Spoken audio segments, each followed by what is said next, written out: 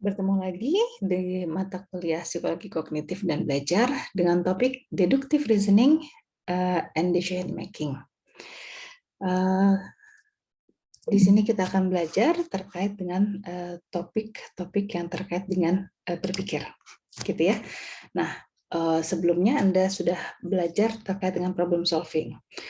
Problem solving, deductive reasoning, dan decision making itu sendiri semuanya merupakan konsep yang saling terkait atau berhubungan.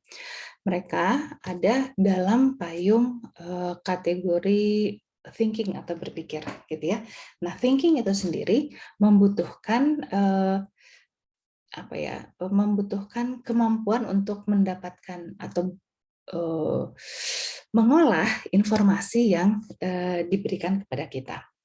Nah, thinking itu juga memiliki goals atau tujuan untuk mendapatkan suatu solusi, untuk menentukan satu belief atau kepercayaan atau satu decision atau keputusan, gitu ya. Nah, problem solving sudah dibahas sehingga kita akan membahas di sini deductive reasoning dan decision making-nya. Ini adalah bagian pertama dari 4 video yang akan Anda tonton nantinya. Nah, kita bisa melihat di sini perbedaan antara deductive reasoning dan decision making. Nah, kalau deductive reasoning itu kita membuat satu kesimpulan yang logis berdasarkan informasi yang tersedia. Di sini informasi yang tersedia cukup untuk mengambil satu kesimpulan yang logis. Oleh karena itu, pada deductive reasoning biasanya ada tata caranya, ada aturannya. Karena apa? Karena informasi yang ada sudah tersedia, sehingga kita tinggal mengolah, melihat apakah informasi tersebut benar atau tidak, atau valid atau tidak kesimpulannya, gitu ya. Sedangkan di decision making ini biasanya dilakukan jika kita berada pada satu yang lebih tidak pasti. Artinya tidak pasti itu informasi yang diperoleh atau informasi yang diambil itu tidak lengkap. Sehingga kita harus mengevaluasi, memilih dari beberapa alternatif dengan menggunakan heuristik atau strategi umum atau general strategi dalam membuat suatu keputusan. Nanti kita akan bicarakan lebih lanjut lagi terkait dengan apa itu heuristik di kesempatan mungkin di video yang berikutnya. Nah, saat ini kita akan melihat terkait dengan deductive reasoning. Pada deductive reasoning task, maka tugas-tugas yang terkait dengan deductive reasoning, maka kita akan memiliki beberapa strategi, gitu ya.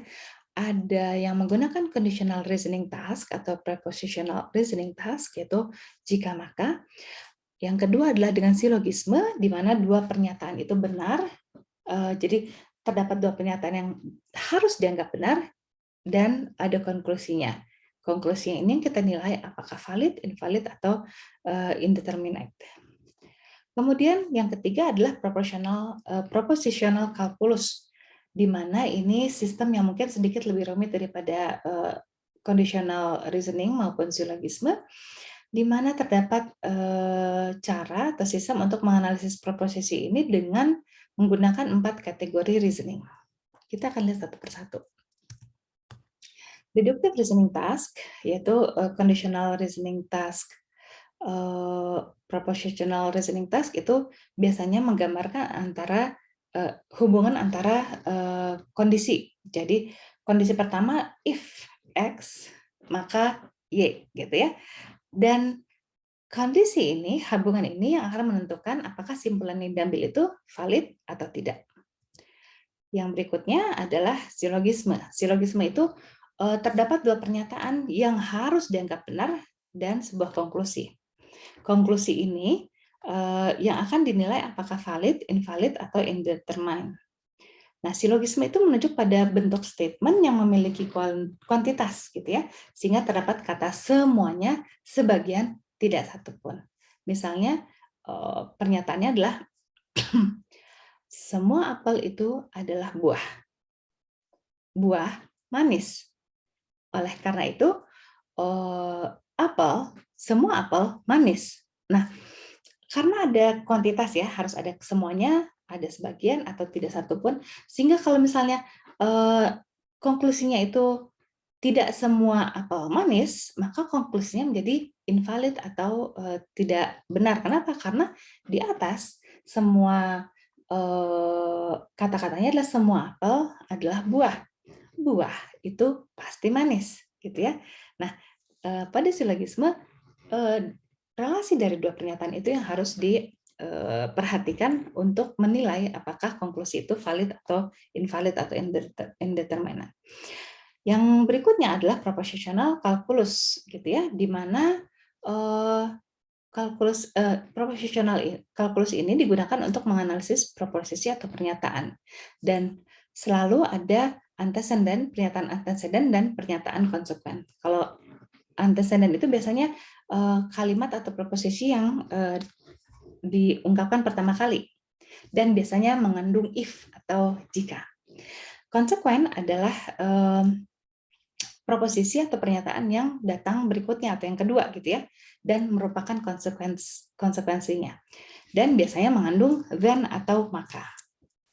Nah, kita lihat pada kalimat ini ya, di sini adalah tabel proportional calculus matriks ya, berupa matriks untuk menguji kalimat.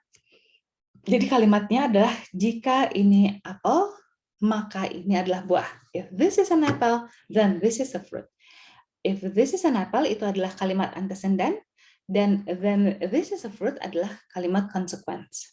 Nah, kita akan melihat pada aksi yang diambil adalah affirm atau mendukung atau deny atau menolak. Nah, kita lihat jika antecedentnya yang didukung gitu ya, maka pasti valid hasilnya. Contohnya, this is an apple, therefore this is a fruit. Nah, jika antecedentnya yang ditolak, gitu ya, maka pasti tidak valid. Misalnya, this is not an apple, therefore this is not a fruit. Padahal ada buah-buah lain selain dari apel. Kita lihat jika dari konsekuennya. Jika konsekuensinya itu adalah mendukung konsekuen gitu ya. Konsekuennya di sini adalah this is a fruit-nya.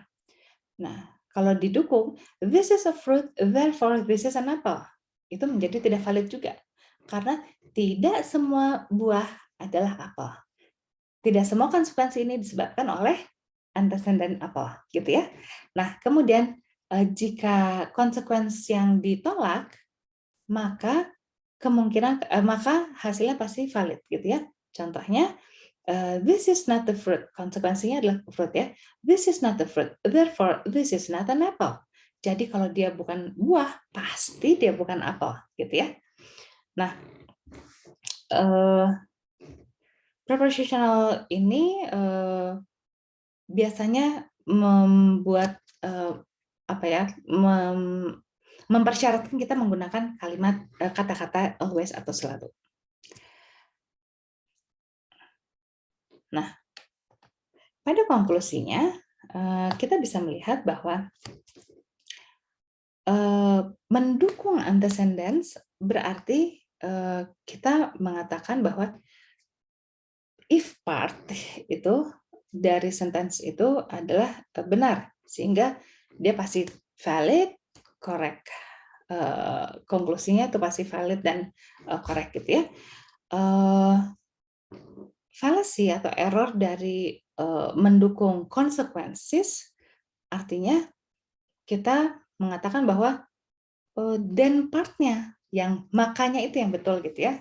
Jika apel adalah buah, maka ini adalah apel, maka inilah buah gitu ya. Makanya itu yang dianggap benar. Nah, itu pasti invalid gitu ya. Dan itu biasanya banyak kesalahannya. Apakah selalu invalid? Belum tentu sih, belum tentu selalu salah, tapi biasanya itu invalid conclusion yang diambil. Jadi menjadi lemah sekali. Menjadi sering salahnya gitu ya, banyak errornya. Dan fallacy dari menolak antecedent gitu ya, itu artinya kita mengatakan bahwa if-nya itu adalah salah, padahal jikanya itu menjadi prasyarat, sehingga pasti konklusinya adalah invalid. Sedangkan denying consequences, berarti kita berkata bahwa then atau maka bagian makanya, maka ini adalah buah adalah salah, sehingga konklusinya menjadi benar. Baik, sekian untuk video yang pertama. Kita akan bersambung pada video yang berikutnya, video yang kedua.